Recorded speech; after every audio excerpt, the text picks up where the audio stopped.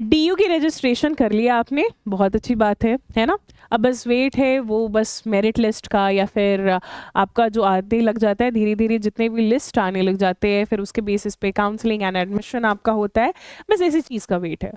But कुछ कुछ ऐसे बच्चे भी मुझे मिले जो कि हड़बड़ी में अपना फर्स्ट एंड सेकेंड डे में ही रजिस्ट्रेशन उन्होंने कर लिया, लेकिन जब कर लिया तो फिर बाद में पता चला कि भाई यहाँ पे ये गलत हो गया, वहाँ पे ये गलत हो गया, कहीं पे फादर्स नेम गलत हो गया, कहीं पे अपने जो है वो डिग्रीज रिलेटेड स्पेसिफिकेशन को गलत डाल दिया, 10th का मार्कशीट अपलोड ही नहीं किया, ये अपलोड ही नहीं किया, वो हुआ ही नहीं, राइट। तो ये सारी चीज़ें जो है वो काफ़ी कॉमन होती है, in fact not just for the registration of DU but in terms of everything, है ना। कोई भी फॉर्म आप भरते हो तो ऐसी गलतियां हो जाती है, घबराने की कोई ज़रूरत नहीं है।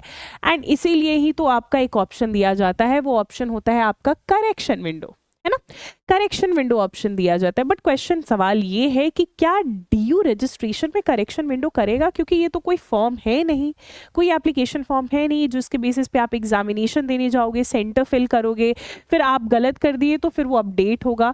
तो क्या यहाँ पे ये DU की रजिस्ट्रेशन जो हो रही है आपकी, क्या इसके बाद हमें किसी भी बेसिस पे करेक्शन विंडो देखने को मिलेगा? अगर हाँ तो क्या क्या चीज़ें आप करेक्ट कर सकते हो?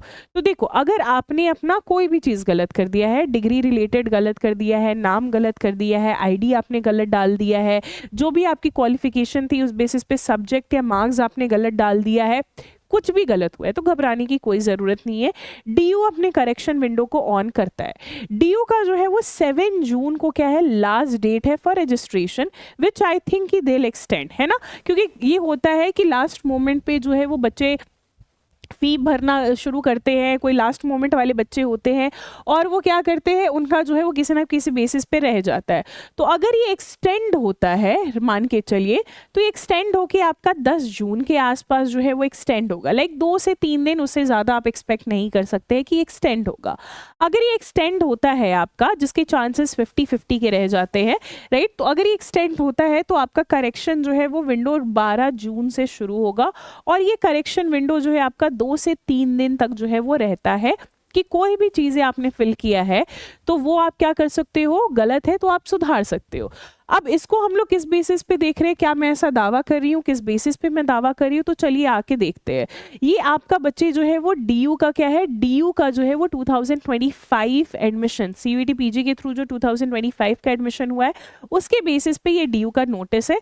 तो यहाँ पे देखिए उन्होंने खुद बोला है कि भाई एक तो रजिस्ट्रेशन की एक्सटेंशन हुई है, राइट, आपका रजिस्ट्रेशन जो भी था उसकी डेट को एक्सटेंड किया गया है और 9 जून तक रखा गया है, लगभग उसी समय के ही आसपास आपका जो है वो ये वाला भी बैठ रहा है। एंड देन करेक्शन विंडो के बारे में उन्होंने बोला है कि करेक्शन विंडो जो है वो आपका 10 जून से अवेलेबल होगा, यानी जस्ट एक दिन बाद जो है वो आपका करेक्शन विंडो अपलोड हो जाता है, अवेलेबल हो जाए। तो मान के चलिए अगर एक्सटेंड हो रहा है, 10 हो रहा है, तो 11-12 तक में आपको जो है वो करेक्शन विंडो मिल जाता है टू थर्सडे। एंड ये कब तक एक्सटेंड होके आपका कब तक जो है वो रह रहा है, 12 जून तक, यानी 2 दिन का correction window, max to max 3 दिन, मिनिमम टू मिनिमम जो है वो आपका 2 दिन के लिए करेक्शन विंडो जो है वो आपका अवेलेबल होता है। तो जो भी आपने गलती डाल दी है and wish to correct their particulars will be able to do so in the correction window, कि एक बार ही आपका जो है वो रजिस्ट्रेशन क्लोज हो जाता है, करेक्शन विंडो ओपन हो जाता है, तो फिर आप जो है वो कर सकते हो। It may not be that noted that the correction window is one time facility, कि अगर मान के चलिए कि आप एक बारी में अपना नाम करेक्ट कर रहे हो, सेव करके उसको फॉर्म को सबमिट कर दिया आपने, और फिर चाह रहे हो कि सेकेंड बारी में मेरे फादर का नाम गलत है तो सेकेंड बारी में मैं अपने फादर का नाम मैं चेंज करूँ, नहीं, this is one time thing, right. इसकी फैसिलिटी जो है वो एक टाइम दी गई है, इन द सेंस लाइक कि आपका जो भी गलती है आप इसको बार बार 2 से 3 बार रिवाइज कर लोगे, देख लोगे कहीं कुछ गलती तो है नहीं। एक बार अगर आपका करेक्शन विंडो जो है वो आपने सबमिट कर दिया, करेक्ट करके सब कुछ सबमिट कर दिया, तो फिर वो आपका दोबारा से करेक्ट होने वाला नहीं है। अगर फिर भी गलती रह जाती है और आपका डॉक्यूमेंट से मिलता नहीं है तो आपका एडमिशन कैंसिल भी हो जाता है। Utmost care must be taken by the candidates while editing the form. Change of category wherein candidate is required to pay additional registration fee will not be allowed during the correction window. Right. अगर मान के चलिए category आपने गलत डाल दिया, आपने general डाला था और जैसे आपने ओबीसी डाला था, थे आप जनरल के, तो उस बेसिस पे आपको जो एक्स्ट्रा फी देनी पड़ जाएगी।